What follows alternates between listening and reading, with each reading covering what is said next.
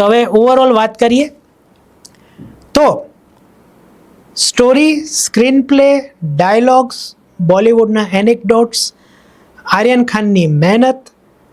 બાકી બધા કલાકારોના નાના નાના રોલ, મેં જણાવ્યા એ બધા જ કલાકારોની જબરદસ્ત એક્ટિંગ,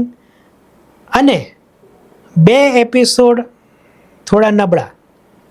પણ બાકી ખૂબ મજા કરાવે અને જબરદસ્ત હાર્ડ હિટિંગ એન્ડ, અને બોબી દેઓલની જોરદાર acting, man of the match તરીકે છવાઈ જતા એવી એક્ટિંગ, આ બધાને હું ધ્યાનમાં લઉં